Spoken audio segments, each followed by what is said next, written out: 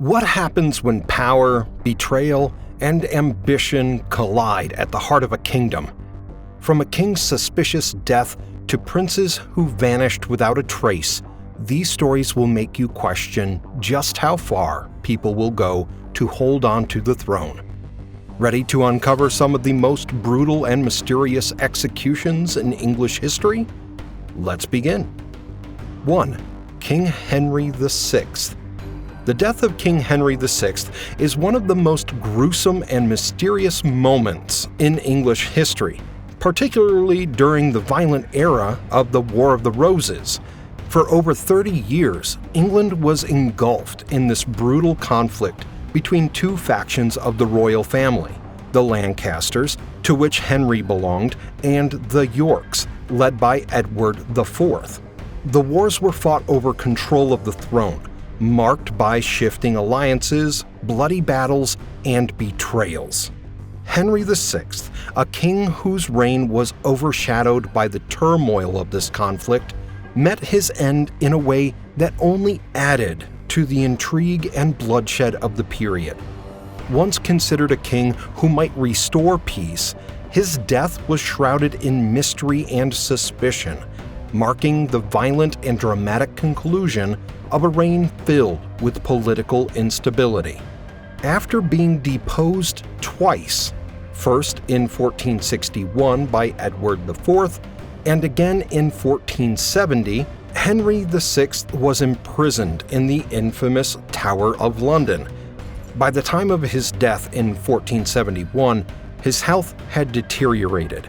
He was physically frail and mentally unstable, possibly suffering from a condition that had affected him throughout his reign. Many believed his mental instability contributed to his downfall. In May of 1471, Henry's death occurred under mysterious circumstances.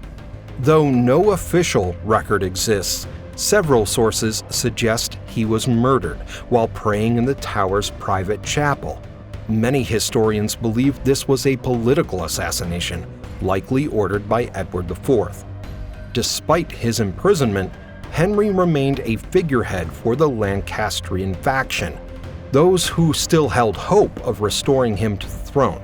As long as Henry lived, so too did the possibility of a Lancastrian comeback, making him a threat to Edward IV's reign. Some accounts describe Henry's death as a stabbing, possibly carried out by trusted men acting on Edward's orders. The sudden and brutal nature of the killing sparked immediate rumors, with some speculating that Edward himself had orchestrated it. Though Edward denied involvement, the truth behind Henry's death remains unclear to this day. Henry VI's murder marks the gruesome end of a king whose reign had once been filled with promise. His death marked a turning point in the Wars of the Roses, eliminating any remaining hope of a Lancastrian return to power and consolidating Edward IV's grip on the throne. 2. Edward V and Richard, Duke of York. Next, we have Edward V and Richard, Duke of York. The disappearance of Edward V and his younger brother, Richard, Duke of York, remains one of the darkest and most haunting memories in English royal history. Known as the mystery of the princes in the Tower, the fate of these two young boys has captivated historians for centuries. While many believe they were murdered to eliminate a potential threat to the throne, the full details of their deaths remain shrouded in suspicion and intrigue. Edward V, who was just 12 years old when his father, King Edward IV, died in April 1483, should have immediately ascended to the throne. However, due to his youth, Edward V was never formally crowned. Instead, his uncle, Richard, Duke of Gloucester, later known as Richard III, was named as the protector for the young king until Edward reached maturity. But as time passed, Richard's ambitions began to grow darker, and it became clear that his desire for the throne was taking priority over protecting his nephew's claim. In the summer of 1483, Edward V and his brother Richard were taken to the Tower of London for their supposed safety. However, as the weeks went on, rumors began to spread about their disappearance. By the end of the summer, both princes had vanished, never to be seen again. At first, the public didn't suspect anything unusual, but over time, it became undeniable. The princes were likely murdered. The most widely accepted theory is that Richard III, desperate to solidify his claim to the throne, ordered the deaths of his nephews. Richard had already undermined their legitimacy, declaring that his brother Edward IV's marriage to Elizabeth Woodville was invalid, thus rendering Edward V's claim to the throne illegitimate. With no heirs left to challenge him, Richard could then seize the crown without opposition. Contemporary accounts, including those by Sir Thomas More, describe the princes as being seen playing in the tower one moment only to disappear the next. The Croyland Chronicle cryptically refers to Richard having removed the boys from the throne. Various methods of their possible murder have been suggested, including smothering, stabbing, or even poisoning.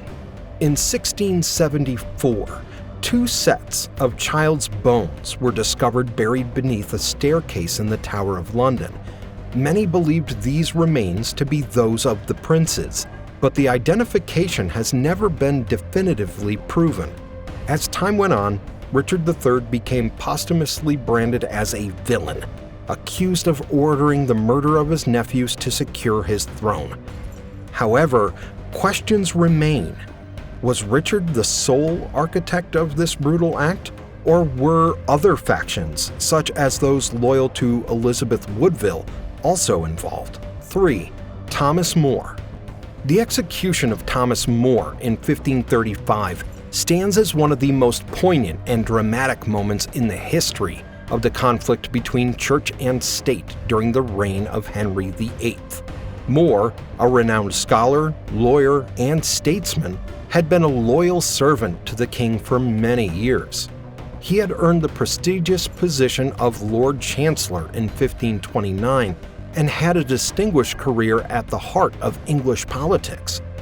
But it was his unwavering commitment to the Roman Catholic Church and his refusal to support Henry's break from Rome that would ultimately lead to his tragic downfall. The conflict began when Henry VIII sought to annul his marriage to Catherine of Aragon in the early 1530s. When the Pope refused to grant the annulment, Henry took drastic measures by declaring himself the supreme head of the Church of England through the Act of Supremacy in 1534. This act required all English subjects to swear an oath recognizing Henry as the head of the Church, effectively rejecting the authority of the Pope. More, being a devout Catholic, could not accept this break from Rome. He saw Henry's actions as a direct violation of his faith and an assault on the Pope's authority. Despite immense pressure to conform, More refused to take the oath, which would have signaled his support for the king's religious reforms. More's steadfast refusal was seen as an act of treason. In 1534, he was charged with high treason, not only for rejecting the Act of Supremacy, but also for allegedly conspiring against the king's marriage and policies. He was imprisoned in the Tower of London, where he endured months of harsh conditions. Even when offered bribes and promises of leniency in exchange for his submission, More remained resolute in his beliefs. In 1535, after being convicted, More was sentenced to death by beheading. On July 6th, he was led to the scaffold at Tower Hill, where he gave a final speech. In it, he declared his loyalty to the king, but made it clear that he could never recognize Henry as the head of the church. His last words are famously remembered: "I die the king's faithful servant, but God's first." Thomas More's execution marked a tragic turning point in the English Reformation. It highlighted the extreme lengths to which Henry VIII was willing to go to assert his political authority, even against figures of immense moral and intellectual integrity like Thomas More. 4. Robert Devereux. Last on our list is Robert Devereux. Robert Devereux, the second Earl of Essex, was once a shining star at the court of Queen Elizabeth I, celebrated for his close relationship with the Queen and his promising future. But his dramatic fall from grace, culminating in his execution for treason in 1601, is a story of ambition, hubris, and the deadly nature of Elizabethan court politics. Devereux's rise to power began early, thanks to his close ties to Queen Elizabeth. He was the son of Elizabeth's former lover, the Earl of Leicester, and quickly became one of the Queen's favorites. Elizabeth showered him with wealth, titles, and military appointments. At one point, he was seen as the Queen's confidant and was regarded as a promising figure at court. In 1585, he was given the task of leading English forces in Ireland to suppress a rebellion. However, the mission was a disaster. His military campaign in Ireland ended in failure, and he returned to England in disgrace. Despite this setback, the Queen continued to support him. However, Devereux's impatience and growing ambition led to tension between him and the Queen.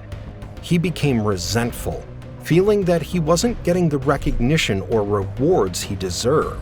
In 1599, Elizabeth gave him another chance with a second military campaign in Ireland. But this time, Devereux made a fateful decision. He disobeyed the Queen's orders.